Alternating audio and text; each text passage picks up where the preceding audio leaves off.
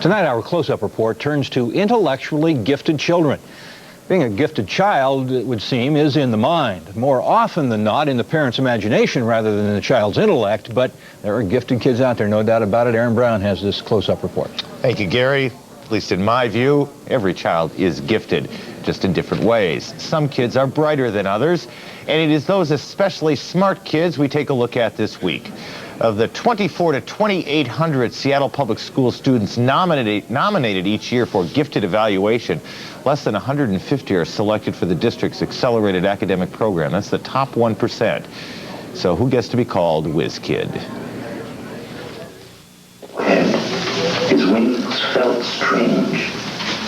Preschoolers dressed in costume reenacting how Raven created the world. An encouraging teacher in the wings, parents watching too. They may look like your basic kid, but they're not. In educators' words, they have exceptional intellectual promise. In lay terms, they're just super smart.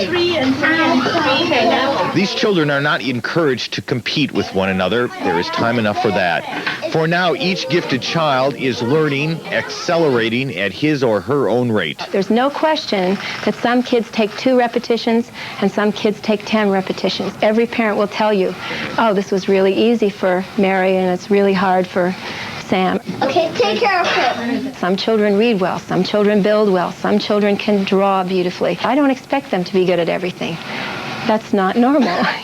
Giftedness is hard to define, but we do know that the gifted child is more likely to express an idea in complicated sentences using sophisticated words. They like to think for themselves, and they're very observant, and characteristically, they have remarkable memories. And they also have a sophisticated sense of humor. But there can be problems when their minds are more sophisticated than their emotions. These kids are very sensitive to failure, probably even more than the normal child, because some things are very easy for them. So when something's not, they can't believe it. We have to encourage them to take risks in the things they're not good at and be there for them, because emotionally they're the same age as every other 4-year-old. No, you're not nice, so I'll never invite you to my house again. That's not fair. You got 3. Jeremy Wan is too young for kindergarten this year. He just turned 5, but he's reading like a 3rd grader. He also is adept at mathematical reasoning and spatial relationships. And your brother's older, right? Yeah. How old is he? 8. He's 8. And you're 5. 5. So how many years older is he? How many? 3. 3, yeah. What book you got there? There's a book there, isn't there? Not mine. It's not yours? What do you mean it's not yours? Not mine. Can I see it? Yeah. What is the title? The Sherlock Holmes Mystery Detective, Book 3. Late one morning, the boys came to visit. He found Scottson busy vacuuming his rug. He was also washing his clothes, doing his dishes, and making toast. Tomorrow you'll hear more from Jeremy about the brightest little 5-year-old you'll ever see. Dr. Pepper Schwartz is here now to talk with us a little bit about giftedness. And I guess, Pepper, a couple things came across in my mind. One is, do we worry about it too much, whether our kids are gifted, and maybe place too much pressure on them to be something we weren't?